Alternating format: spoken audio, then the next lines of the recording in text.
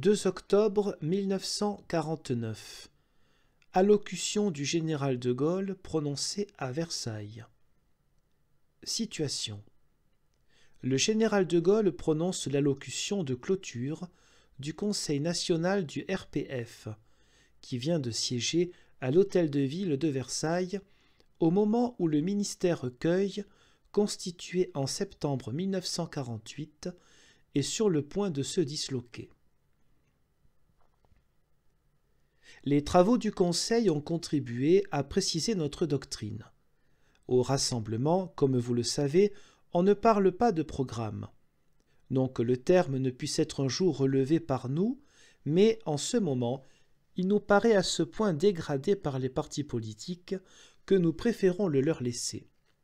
Nous affirmons notre doctrine en toute matière, constitutionnelle, économique, sociale, morale, scolaire, extérieure. Et, à mesure que les jours passent et que les événements surgissent, on s'aperçoit qu'en fait de doctrine, nous sommes les seuls à en avoir une. Il est vrai qu'une fraction affecte aussi d'avoir ses idées, son but, son plan. Il s'agit des séparatistes dont tout ce qu'ils veulent, tout ce qu'ils font, tend à l'asservissement. Mais, en dehors de nous, et si ce n'est eux, vraiment je ne vois rien d'autre. Ah, je sais, on parle bien aussi d'une troisième force. Pas plus tard qu'hier soir, elle a, paraît-il, offert une nouvelle démonstration. On a vu un gouvernement où sont représentés, sous ce signe-là, tous les partis sans exception, y compris le parti des indépendants, notifier au pays dans l'attente que, placé dans une situation extérieure et intérieure très difficile et même dramatique, ce dont nous convenons hélas volontiers, il avait pris des décisions qui consistent en ceci: d'abord, invoquer le secours d'une conférence européenne, après avoir cependant participé, soit dans la salle, soit dans l'antichambre, à tant et tant de discussions internationales. Ensuite, devant ces vastes difficultés, ces grands problèmes, cette situation dramatique, baisser le prix des pâtes alimentaires, un peu celui du charbon et du ressemelage des chaussures, faire payer quelques mois à l'avance les impôts de certaines sociétés, enfin examiner si, oui ou non, quelques catégories de travailleurs ne méritent pas, dans le moment présent, un petit secours. Voilà la troisième doctrine, celle qui, paraît-il, nous est opposée. Notre doctrine à nous est une doctrine d'action, de rénovation. C'est précisément parce qu'elle est cela que nous avons toujours déclaré qu'il n'était pas concevable qu'elle fût appliquée dans le régime présent. Une fois de plus, je le répète en notre nom à tous, nous n'en avons pas aux hommes. Les hommes sont ce qu'ils sont. Où qu'ils soient, ils peuvent avoir leur valeur. Mais le système qui a été bâti et qui prétend constituer les institutions de la France, comment se fait-il que tout le monde ne reconnaisse pas à quel point il est impuissant, à quel point il stérilise les idées, à quel point il paralyse les hommes? Nous ne nous y mêlerons donc pas. Nous ne pouvons et nous ne voulons pas agir à l'intérieur et au moyen de ce régime, parce que la tâche à accomplir est trop grande et trop rude pour lui.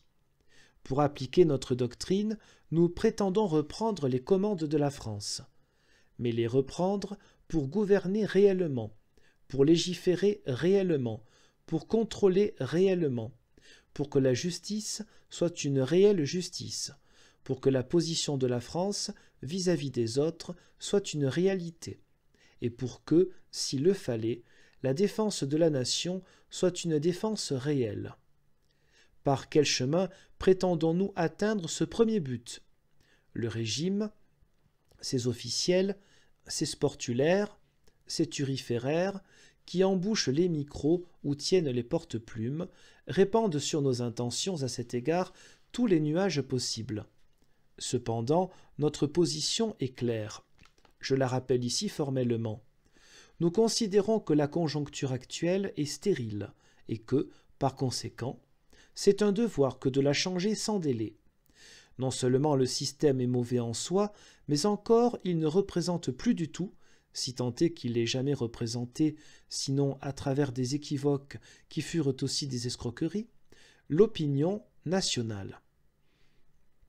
Il faut donc qu'il y ait une dissolution, ou si l'on préfère, une séparation de l'Assemblée qui, à l'heure qu'il est, prétend indûment constituer la représentation de la France. S'il en est ainsi, un jour ou l'autre, nous en appellerons au pays, de la façon la plus démocratique, pour qu'il exprime sa volonté. Et nous avons toute confiance qu'il l'exprimera dans notre sens. Après quoi, nous serons prêts à prendre toutes les responsabilités. Si la coopérative de conservation, car ce n'est pas autre chose, prétend se maintenir et continuer plus longtemps à se traîner comme elle le fait, je déclare fort poliment que dans les conditions actuelles, où le drame n'est encore que lointain, nous n'irons pas sur les barricades pour la chasser par la force. Nous laisserons cette coopérative aller jusqu'au terme qu'elle a fixé aux électeurs quand elle a sollicité leur voix, c'est-à-dire l'avant-dernier mois de l'année 1951. Si les choses durent jusque-là, nous le regretterons pour le pays. Nous ne manquerons pas de marquer les responsabilités de ceux qui auront, pour leur intérêt professionnel et particulier, frustré la nation de son droit à être représentée telle qu'elle est, mais nous ne bouleverserons pas violemment la figuration, certains que personne ne perdra rien pour avoir attendu. Il peut arriver cependant, nous avons déjà vu cela, qu'un cataclysme survienne et balaye le peu qui reste des pouvoirs publics, comme certains furent anéantis par les événements de 1940. Dans ce cas-là, je le dis en pesant mes mots, nous serions le seul recours et nous prendrions, dans la carence générale, toutes les responsabilités qui seraient nécessaires pour assurer le salut du pays. Voilà les chemins par l'un desquels nous arriverons à notre premier but. Nous ne souhaitons certes pas les catastrophes. Nous préférons infiniment que la démocratie se déploie et que les choses se fassent par l'expression du suffrage universel. C'est pourquoi c'est à lui que nous nous adressons chaque fois que s'en offre une occasion fragmentaire, et que nous nous adresserons dès lors qu'il pourra s'exprimer tout entier. Qui ne voit que, dans ces conditions, notre rassemblement doit absolument maintenir et renforcer sans cesse sa cohésion. Nous sommes des hommes très divers à tous égards. Nous le sommes quant à nos origines, à nos tendances, à nos classes sociales, à nos professions, à nos traditions. Cela est bien. Chacun de nous apporte au rassemblement ce qu'il est, sans renoncer à rien de lui-même, mais il l'apporte avec la volonté de se réunir aux autres, de se rassembler avec eux, pour atteindre ensemble des objectifs définis. Ces objectifs sont ceux-là que nous avons approuvés de la manière la plus solennelle en maintes circonstances, en particulier par nos propres organismes, assises, Conseil national, Assemblée locale, etc. Nul ne peut les ignorer. Notre structure, notre fonctionnement sont publics et notoires. Nous travaillons dans un esprit dont nous ne dissimulons rien.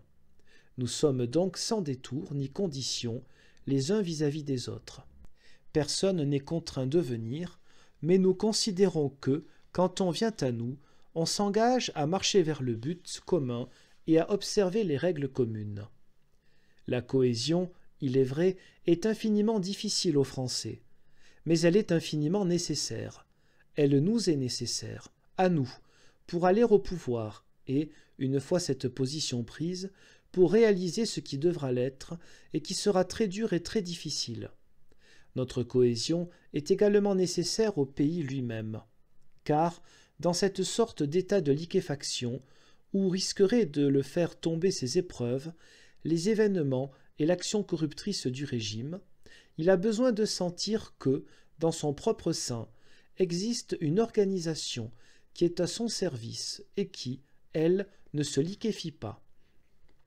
Les partis qui vivent de palinodie peuvent trouver cela étonnant et essayer d'introduire dans notre sein leur manière de faire. Eh bien, nous n'en voulons pas. ceux d'entre nous qui ont reçu, sous notre titre, avec notre investiture, tel ou tel mandat, tel ou tel poste, nous estimons qu'ils doivent être, pour notre rassemblement, des exemples de cohésion. S'il devait en être autrement, nous considérerions qu'à moins de quitter leur mandat ou leur poste, ils auraient commis ce que j'ose appeler un abus de confiance. Nos compagnons sont nos compagnons. Que ceux sur qui nous pouvons compter sachent qu'ils peuvent compter sur nous. Que ceux sur qui nous ne pouvons pas compter ne comptent pas sur nous d'aucune manière. D'ailleurs, le pays qui a soif de franchise et de loyauté en juge comme nous-mêmes. Quand se produit chez certains de nous quelque erreur ou quelque faiblesse, le pays, au fond, le regrette, et c'est notre profonde dignité. Je suis tout à fait confiant dans ce qui doit arriver, pourvu toutefois que les événements, dont personne n'est maître, permettent à l'évolution de se faire d'une manière normale. Un peu plus tôt, un peu plus tard, les évidences apparaissent et se résument en ceci. Ceux qui, quoi qu'ils prétendent, quelques masques qu'ils prennent, quelques injures qu'ils emploient, sont les séparatistes, ceux-là n'ont aucune chance chez nous, excepté celle que pourrait leur donner l'invasion de l'étranger. Ceux qui veulent s'acharner à maintenir un système périmé de divisions et de jeux politiques, dont il est clair qu'ils ne donnent rien, ceux-là n'ont pas d'avenir. Mais ceux à qui nous ouvrons les bras, qui comprennent l'immensité de la tâche à accomplir, l'extrême gravité des circonstances, voire l'étendue du devoir, ceux-là qui viennent à nous, de toutes les catégories nationales, pour servir, non point l'intérêt d'une fraction de Français, mais l'intérêt de la communauté française, ceux-là qu'ils soient sûrs du succès. Nous avons déjà, en d'autres temps, constaté que tous les décors, tous les trompe-l'œil, tous les mensonges qu'on opposait à ceux qui menaient le jeu national n'ont finalement abouti à rien, sinon à la déconfiture des gens qui les avaient employés. Je vous annonce qu'il en sera de même pour ceux qui, aujourd'hui, cherchent à nous barrer la route. Nous passerons, car il faut que la France se redresse, qu'elle refasse sa substance et sa consistance intérieure, sa figure, son influence, sa puissance extérieure. La rénovation, c'est la vie. La léthargie, c'est la décadence. Vive la France!